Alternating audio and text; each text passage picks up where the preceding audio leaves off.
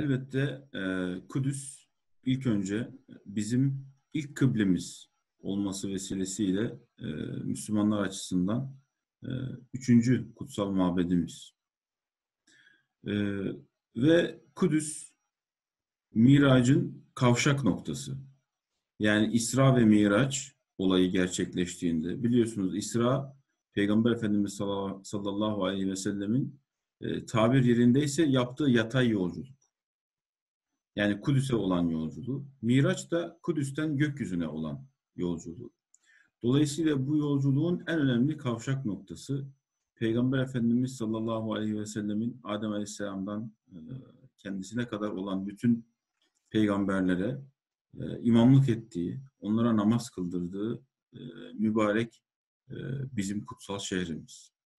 Müslümanlar açısından tabii ki önemini anlatmak için birçok ayet-i kerimeyi ve hadis-i şerifi de sayabiliriz.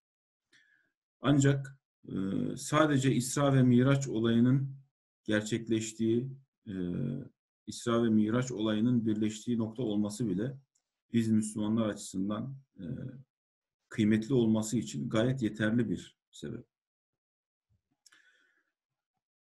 Bununla beraber bu konuya biraz da şöyle de bakmak lazım. Cenab-ı Allah dileseydi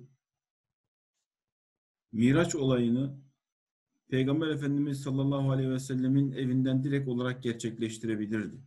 Yani Cenab-ı Allah'ın buna gücü, kudreti amenna yeter. Biz böyle iman ediyoruz. Çünkü onun gücünün, kuvvetinin yetmeyeceği hiçbir şey yok.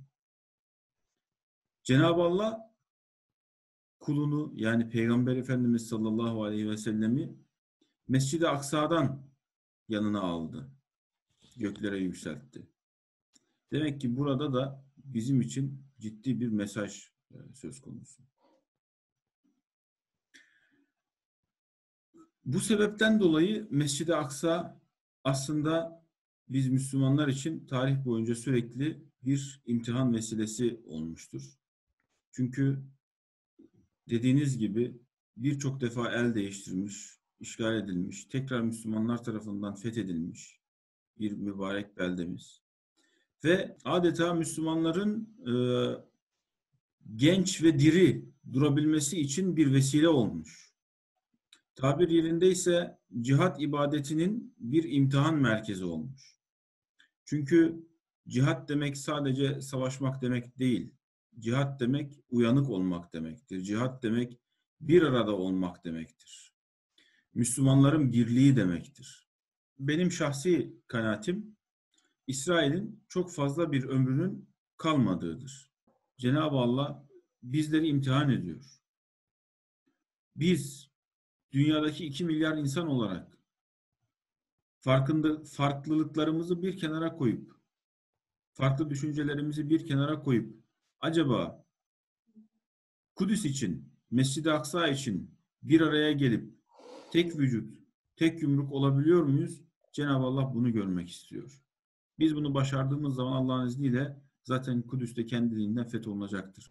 Kudüs bütün tevhid dinlerinin ortaya çıktığı, Hazreti Adem'den Hazreti Peygamber'e kadar birçok peygamberin doğup büyüdüğü veyahut da hayatının bir bölümünü burada geçirdiği, meliklerin, sultanların, büyük alimlerin topraklarında izlerinin kaldığı, taşlarına isimlerinin yazıldığı, Cenab-ı Hakk'ın Kur'an-ı Kerim'de çevresini mübarek kıldığı bir beldedir.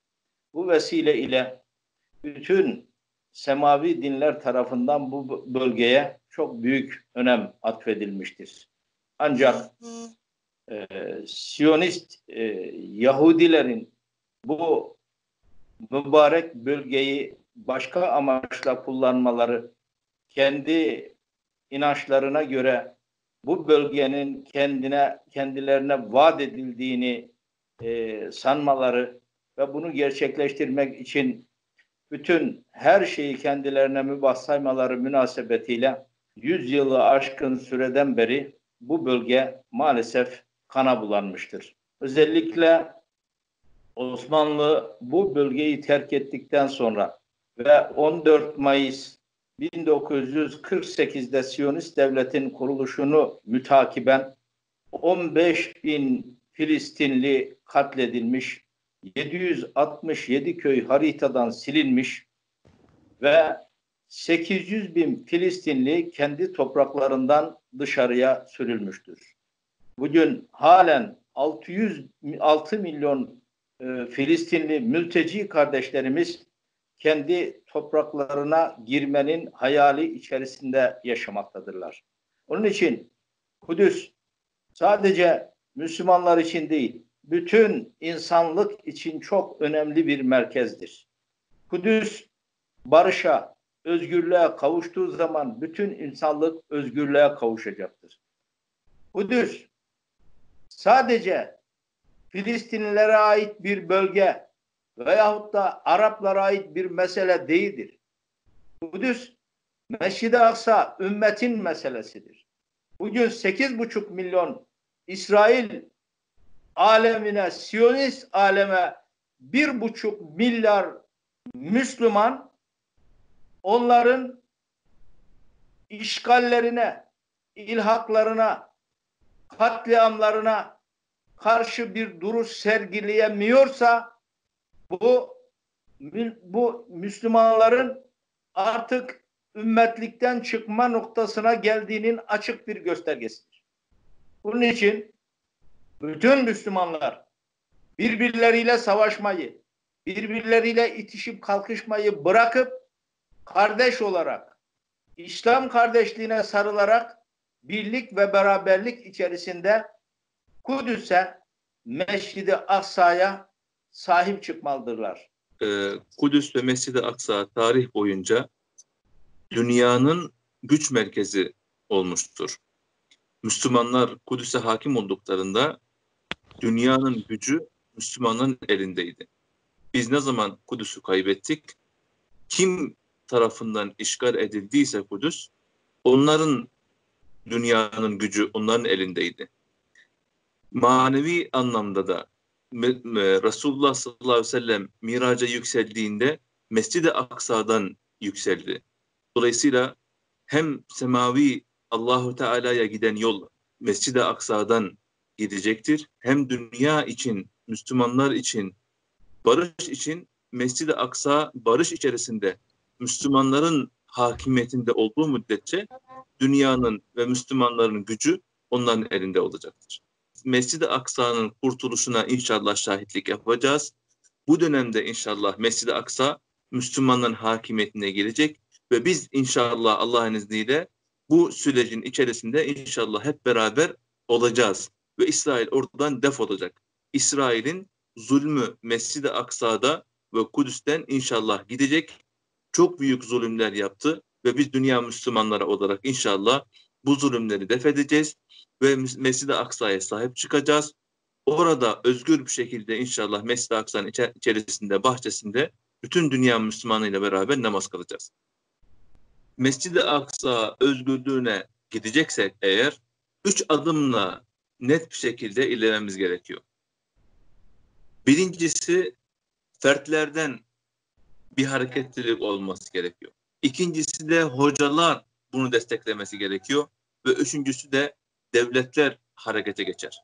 Eğer fertler ve hocalar doğru bir şekilde hareket ederlerse, sivil toplum kuruluşlar da gereğini yerine getirirlerse, bu sefer liderler ve devletler bunun gereğini yerine getirmek için harekete geçerler. Biz fert olarak Mescid-i Aksa'nın, Kudüs'ün durumunu, Kudüs'te neler olup bittiğini, Kudüs'te 350 bin Kudüs'te Müslümanın %86'sı yoksulluk sınırı altında olmasına rağmen bir mücadele gösterdiğini bilmemiz gerekiyor.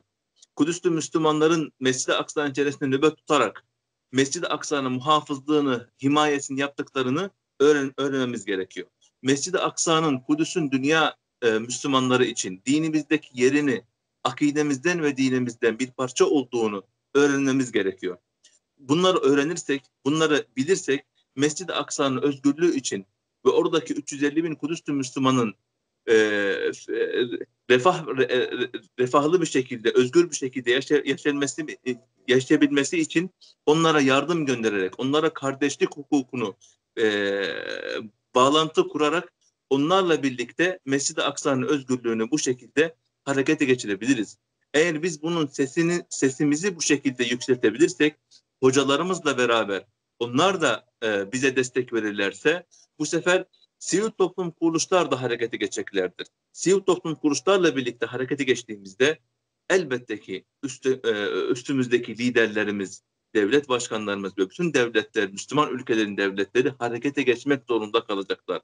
Ve Kudüs Müslümanları, Kudüs'ü, Mescid-i Aksa'yı bu şekilde özgürlüğe kavuşması için bir adım kalmış olacak sadece. Oraya gitmek ve orada bulunmak. İsrail, Allah-u Teala onları Kur'an-ı Kerim'de Beni İsrail'i, İsrailoğullarını, Yahudileri anlatırken Kur'an-ı Kerim'de ne kadar korkak olduklarını ve ne kadar Müslümanlardan çekindiklerini Allah-u Teala bize anlatmıştır.